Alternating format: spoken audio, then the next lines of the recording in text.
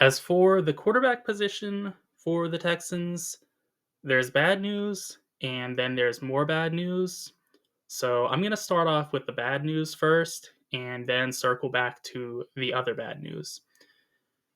The first piece is that Patrick Mahomes just had one of his worst seasons.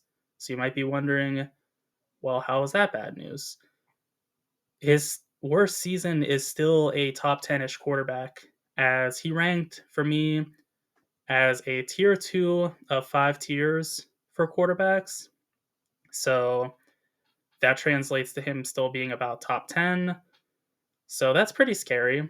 And what's moreover scary is that Mahomes and the Chiefs as a whole tend to improve as the playoffs transpire.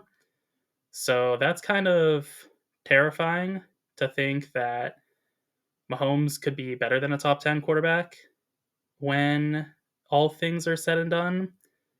So that's the first piece of bad news. And now for the other piece, CJ Stroud is also not playing very well. And some of that is supporting pieces not being very supportive. And other parts is just Stroud is not playing as well as he did last year in his rookie year. So that's a bit worrisome. Stroud, for me, is a tier 4 of 5 quarterbacks. So that is a bit alarming. When I say these tiers, by the way, I have 4 advanced metrics combined into one to make the ranking. It's not just an eyeball test or opinionated idea, it's based on stats. So there is some, I think, legitimacy to it. I would hope so, that I would think that because I'm the one that's making the stat in the first place. But, anyways, as for what is working for the Chiefs, or the Texans rather, I meant to mention the Chiefs get the point, obviously, for the quarterback advantage.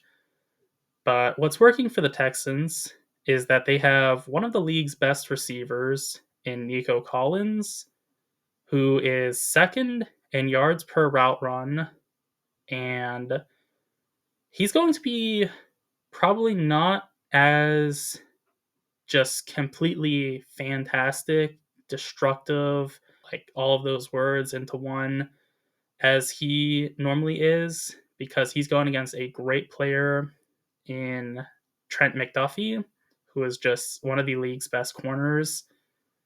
He's fifth in PFF coverage grade, so that tells you most of what you need to know for him as a corner.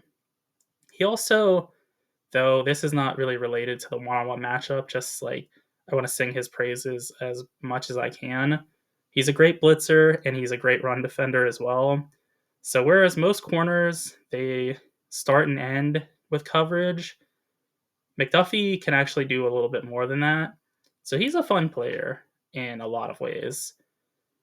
Though he plays a high percentage of man coverage at 31%, which is 5 percentage points higher than the average in man coverage, he has a poor grade at a 51 PFF grade for that coverage, which is to say that they're going to probably have to give McDuffie some aid when he's guarding Collins, especially because McDuffie is giving up about half a foot in height to Collins, who's 6'4", and McDuffie's like 5'10". So that's not the most ideal matchup to begin with.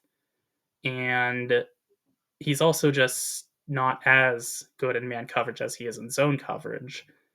So I think that they'll like to play a little bit more zone than they normally would, or if they're playing man, they're going to bracket Collins.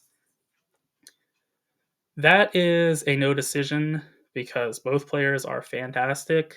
So we move to our next piece, which is the run portion, where though Joe Mixon is thought of as being a good running back, he isn't. And I'm adamant about that. He is just somebody that's coasting on name at this point. And the Texans, as a result, don't have a very good rushing game, which is also partly due to the offensive line because that's more of what the driving factor is for a running attack, anyways. That is all to say that the Texans are 23rd in rushing expected points added, which is bad, and the Chiefs are 11th in run defense expected points added.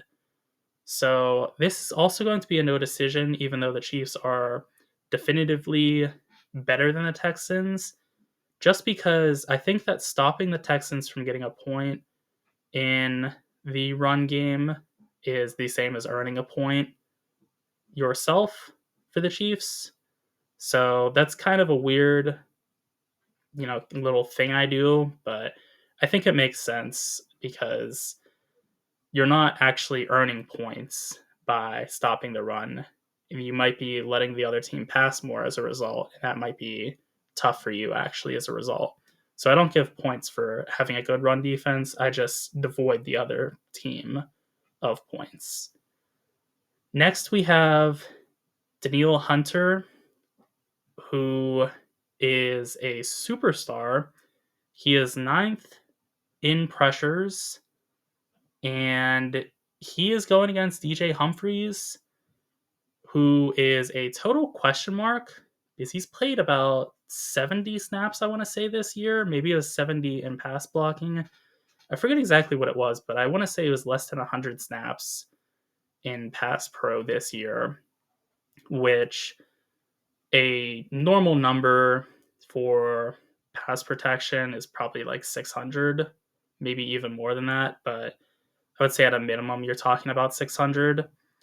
So it's a very low snap count for Humphries this year.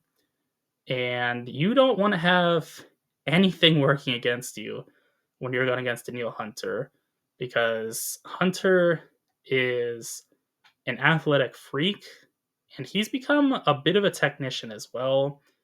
I would still say that he mostly wins with his athletic abilities, of which there are many. He's very fast, he's very strong, he's got good weight to him as well. He's got good bend for his size also. So he's just got basically everything you would want. He came out, I think it was out of LSU, as just a complete athletic freak. And he's only developed more since then. And Humphries, he's just going to be behind the 8 ball. He is still getting acclimated to the speed of the game. I know he's been in the league for a while now, but he's had some rust from not playing as much in recent, at least this year. I don't know if he didn't play last year as well, but this year he didn't really play much, so he's a bit rusty. And I think this could really be an ugly spot for the Chiefs. So for that reason, I give the point to the Texans. And I'm going to get out ahead on this one and tell you I'm also giving out the point to the Texans again, making it a 2-1 advantage for the Texans, as Will Anderson is 35th in pressures despite missing 3 games. So he would be much higher on that list if he played all of the games. He's going against Jawan Taylor, who is 40th in pass blocking grade, according to PFF. So Anderson already has the edge in the stat matchup, and that's before you factor in the 3 games missed. So I really think Anderson can cause some problems for Taylor as well, especially if the refs, I'm not going to count on this, but if they call the false starts on Taylor, that could be a bit problematic for the Chiefs as a whole because, for example, I remember seeing in the Steelers game against the Chiefs, Jawan Taylor was false starting on every play as he usually does. And with that said, he was getting called for it every now and again. Not every time he did it, but he was getting called sometimes. And with that, the offense was not able to stay on schedule. as much as they normally would, which is their biggest positive, I would say, is that they're always going to get positive yardage. They were not being able to be as consistent as they normally would. And that was really hindering their ability to move down the field. And obviously, against the Steelers, they just stomped them anyways. But they would have stomped them by even more if Taylor wasn't getting false start penalties. So against Anderson, this could be problematic. I give the edge again to the Texans, so it's 2-1. Next, we have the Kansas City perspective. But before we talk about that, if you're enjoying this video, make sure you like and subscribe, as both make massive differences. And with that said, the Chiefs are 13th in rushing expected points added, and the Texans are 6th in run defense expected points added.